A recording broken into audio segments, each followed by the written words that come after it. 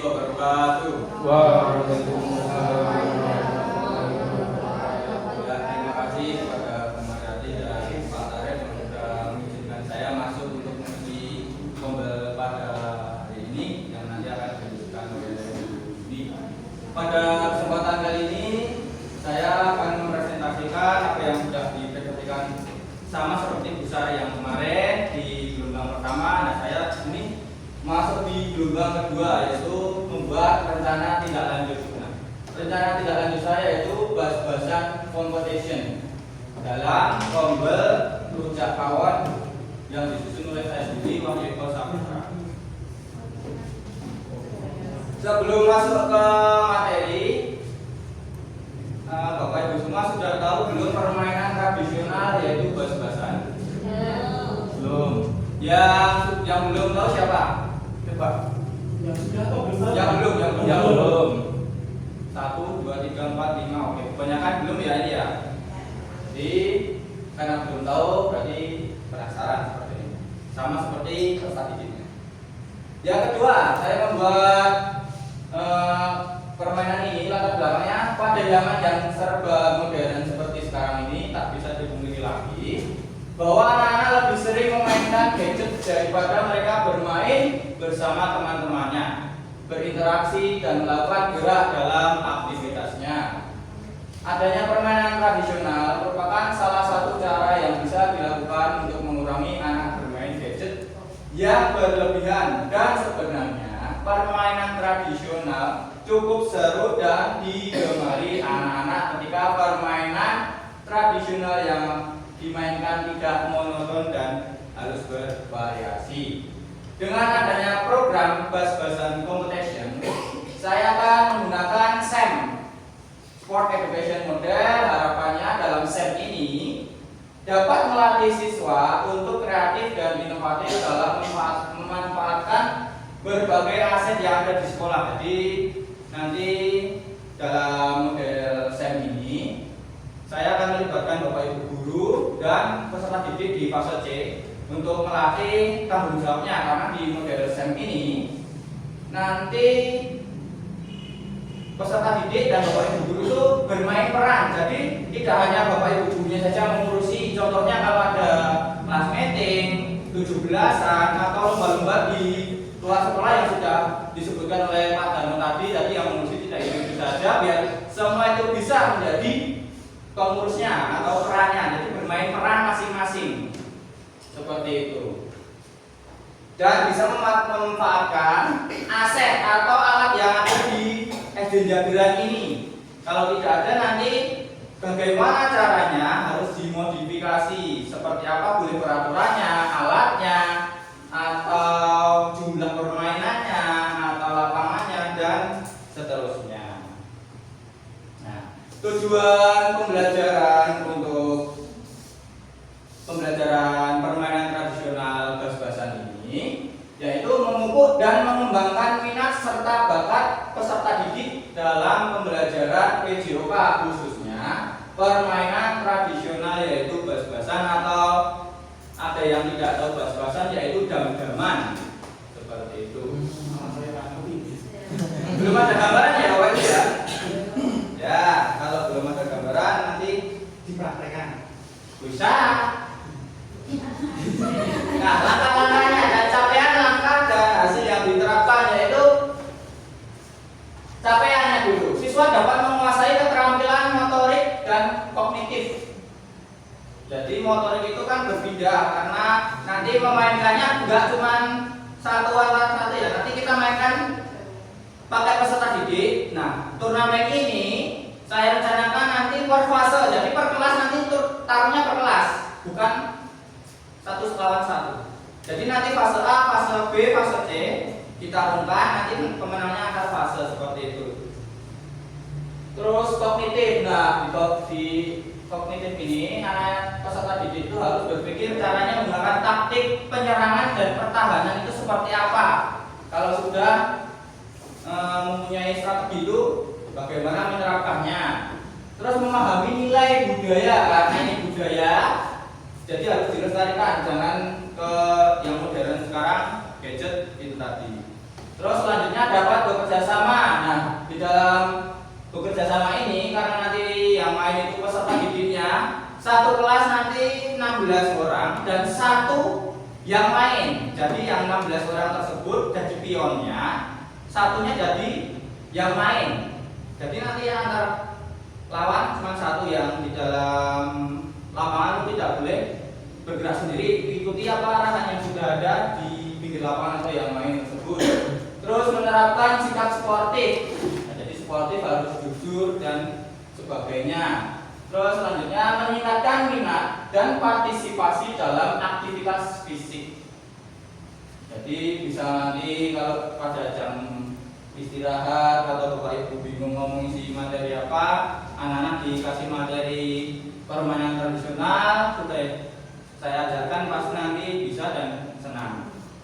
Terus yang kedua capaian dari guru yaitu meningkatkan kualitas pembelajaran, mengembangkan bahan ajar yang inovatif dan menarik. Jadi guru-guru yang sekarang harus dituntut mengajari yang menarik bagaimana. Nanti kalau semuanya peserta didiknya bosan itu harus bagaimana cara mencapainya, harus supaya minatnya itu lebih baik dan bisa menarik peserta didik tersebut. Terus capaian untuk yang komunitas belajar yaitu terjalin kerjasama yang baik, terciptanya lingkungan belajar yang kondusif. Jadi nanti kita saling belajar dan menerapkan apa yang sudah saya terangkan. Untuk langkah-langkahnya, pemilihan tema. Nah, dalam ini temanya permainan tradisional yaitu bas-basan atau dam-daman. Terus langkah selanjutnya yaitu perencanaan proyek. Nah, dalam langkah ini saya sudah di sini ya, tapi perencanaan proyek baru tadi malam. Terus ini saya kebut, mumpung ada kesempatan karena setelahnya itu sudah libur-libur, nanti tidak ada waktu.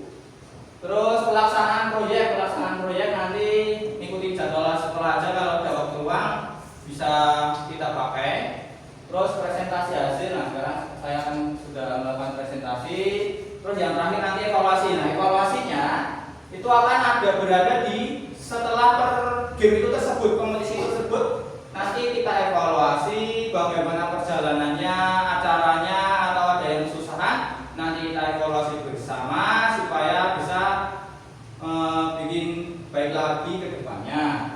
Hasil yang diharapkan yaitu pertama keterampilan peserta didik, yang kedua sikap, yang ketiga pengetahuan, yang keempat yaitu perubahan perilaku peserta didik yang awalnya suka mainan gadget terus pindah ke zaman dahulu ke permainan tradisional, tapi bukan melupakan ke yang gadget, ambil yang positifnya.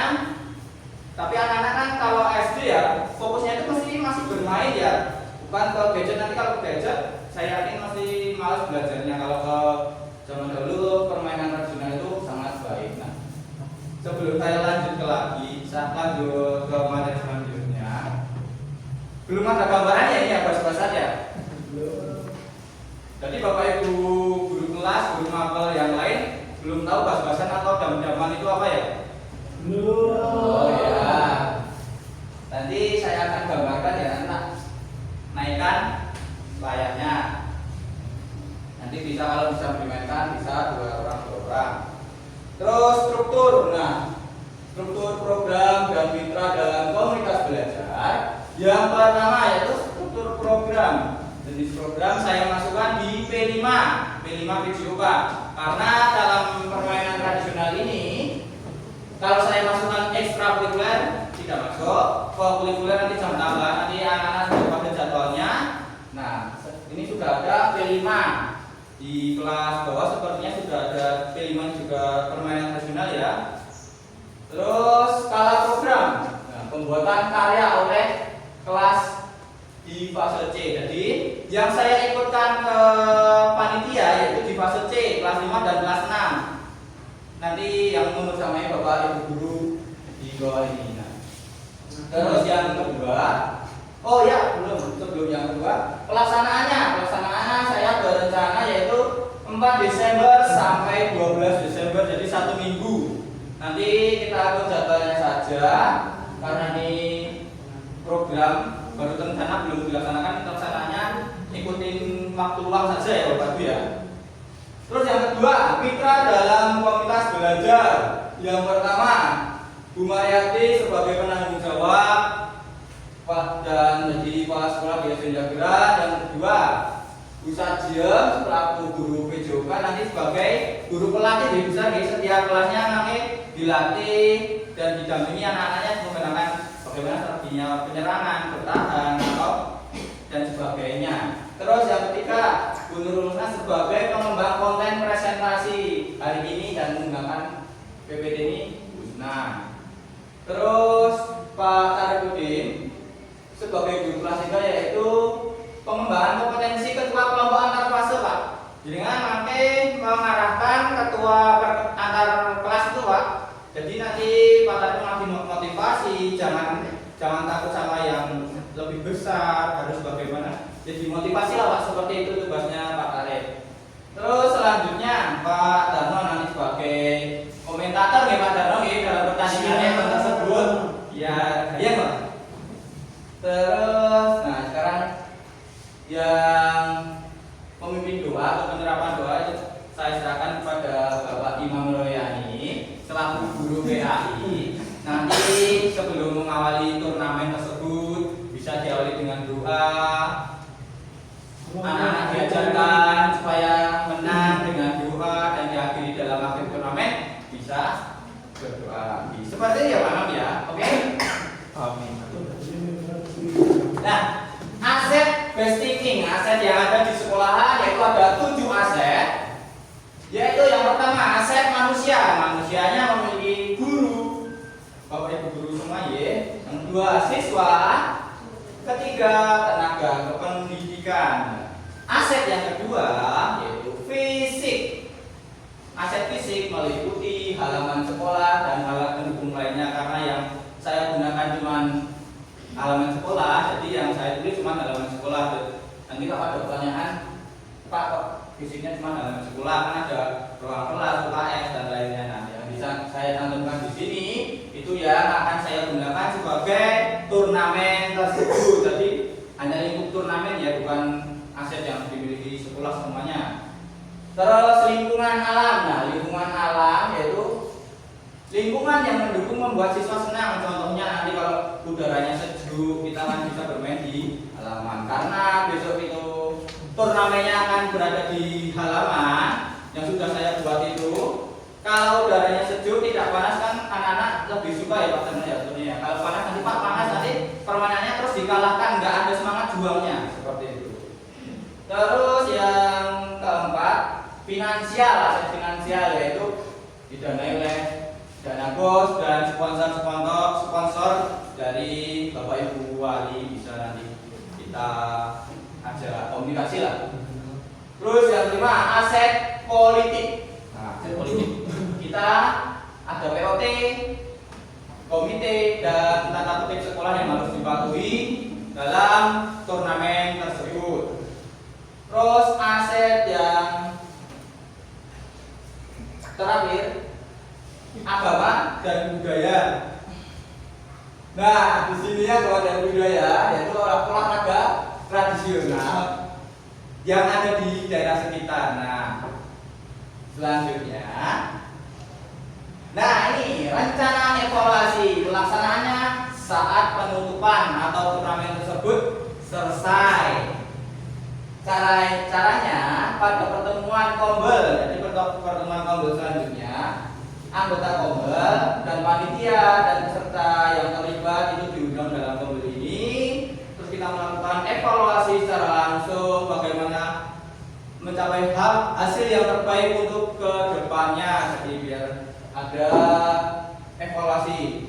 Nah, nanti ada pertanyaan tantangan dan solusi. Nah, tantangan dan solusi saya yaitu yang pertama pengelolaan waktu, jadwal yang padat dan keterbatasan waktu dapat mempengaruhi kegiatan ya contohnya itu tadi, karena kita besok akan mengadakan senam, terus kita akan mengadakan asesmen, jadi waktunya berjalan aja lah. Mungkin kalau sudah ada waktu yang senggang kita bisa gunakan waktu yang senggang tersebut.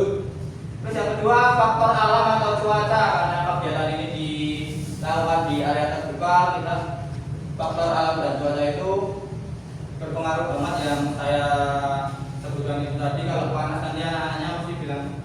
tak kalah saja lah daripada panasan seperti itu.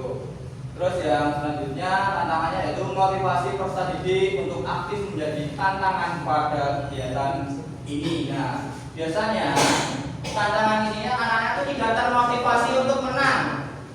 Dari makanya itu Pak Tarik saya tunjuk sebagai ketua untuk memotivasi anak-anak supaya ada semangat juang dan mental yang bagus dalam pertarungan cuma angka 1 bulan. Nanti kalau ada event di antar kecamatan, kita mentalnya sudah bagus, jadi cuma jago, jangan cuma jago di kandang, tapi kalau dikirim di luar nanti kita bisa. Yang keempat yaitu manajemen tim, perbedaan tingkat kemampuan peserta didik. Nah, perbedaan tingkat biasanya nanti yang lebih rendah tingkatnya mesti takut sama yang lebih tinggi. Umpamanya di fase B ya Pak, antara kelas 3 dan kelas 4 nanti yang kelas 3 nanti kan mentalnya sepertinya kurang ya Pak, karena itu sudah kelas 4 ya, nanti saya takut padahal itu sudah fasenya seperti itu. Nah solusinya yang pertama penjadwalan yang efisien, jadi tidak membuang-buang waktu. Ada kesempatan saya pakai dan berkomunikasi dengan Bapak Ibu guru kelas, ini ada jam yang kosong bisa dipakai, terus untuk menyusun bagannya nanti bisa disesuaikan. Terus yang solusi yang kedua yaitu mengganti hari yang tidak efektif karena faktor alam. Contohnya nanti kalau hujan, terus panas terik, kita bisa ganti. Nanti solusi lain kita bisa ke aula membuat lapangan tersebut. Terus yang ketiga melakukan pendekatan yang terbuka untuk memotivasi peserta didik yang dilakukan oleh Pak Tarik tadi. Terus solusi yang keempat yaitu mengadakan pertemuan antara guru dengan orang tua, jadi menjelaskan tujuan programnya biar peserta didik itu dimotivasi dari rumah. Jadi kalau Pak Tarik kan sebagai guru, nah nanti dari orang tua itu juga ada motivasi atau dukungannya biar baguslah semangatnya seperti itu. Nah, ini habis. Nah, oke, saya berikan gambaran tentang bas-basan. Apa langsung tanya jawab aja ya? Oh ya, gambar aja. Oke. Oke, bentar.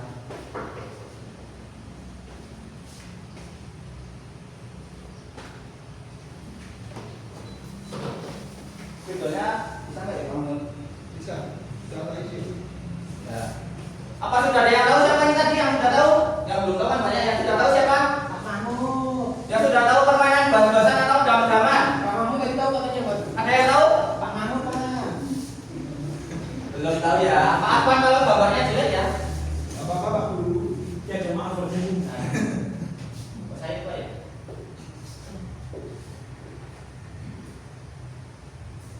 Saya lupa ini.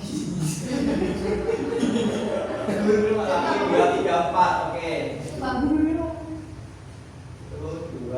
3, 4.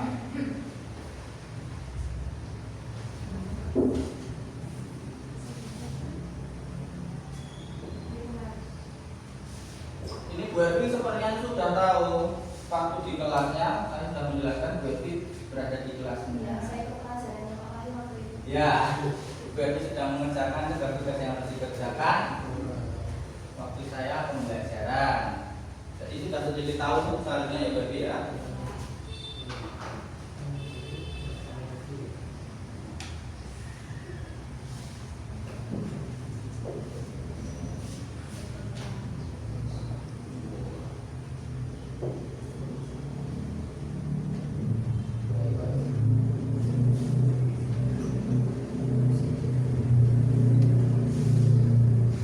Kelihatan waktu Bapak Ibu? Kelihatan sih. Nah, di dalam permainan ini ada 2 kelompok yaitu kelompok A dan kelompok B. Ini namanya bas-basan. Bas-basan atau bisa dikenal dengan nama lain dam-daman. Dam-daman ya bahasa idaman.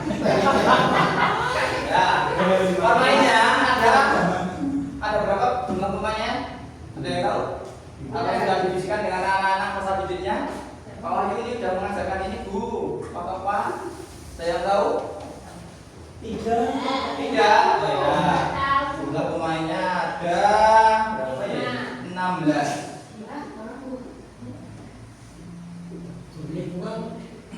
1, 2, 3, 4, 5, 6, 7, 8, 9, 10, 11, 12, 13, 14, 15, 16. Jadi dalam turnamen tersebut besok saya meminta satu kelas 16 anak untuk bermain dan satunya sebagai leader di sini. Ini kelompok A. Jadi satu kelas 17 anak dan satunya menjadi pemimpin atau pengatur serangan. Anak-anak tersebut melakukan instruksi harus sesuai yang dilakukan oleh leadernya. Contohnya kalau semuanya ini anak maju, jadi harus anak yang maju, tidak boleh yang lain. Harus sesuai instruksi. Yang ini juga 16.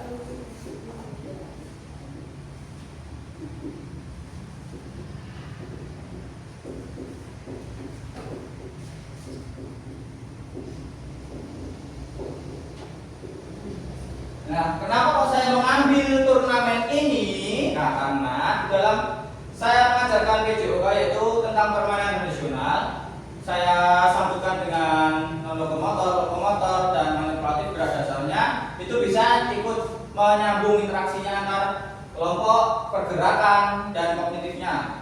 Nah, saya suruh cari permainan tradisional apa saja yang anak-anak ketahui. Saya lihat dan belum ada yang saya pikirkan, karena kalau saya bilang permainan sekarang kita bermain tradisional, permainan tradisional, kenapa kok tidak sepak bola aja, kenapa kok nggak voli aja, kenapa nggak basket? Nah, karena ini anak-anak saya akan menumbuhkan dalam tujuannya tadi, saya ingin menumbuhkan anak-anak itu dalam permainan tradisional, jadi jangan dilupakan, harus mengutamakan permainan tradisional tersebut. Nah, di dalam ini saya ada salah satu contohnya yang anak-anak belum kenal dan anak-anak suka, yaitu bahas-bahasan. Ada permainan lain nanti di event-event yang selanjutnya. Yang pertama ini. Nah, ada yang sudah tahu cara mainnya? Belum ya? Oke. Cara jalannya boleh satu langkah, boleh ke kiri, maju atau mundur, sesuai garisnya ya. Kalau cara mematikannya ada yang tahu? Belum juga. Ya, betul sekali Bu Sita. Contohnya, seumpama yang tim kanan ini maju. Ya, seperti catur. Kalau catur kan langkahnya gini ya. Gini ya. Nah, kalau ini kan udah maju nih. Iya. Udah maju.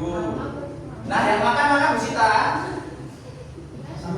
Yang bisa makan depannya, tapi di jadi di sini. Oh. Nah, ini. Nah, seumpama ini tidak apa yang ini tidak memakan, itu namanya bilang bas atau dam.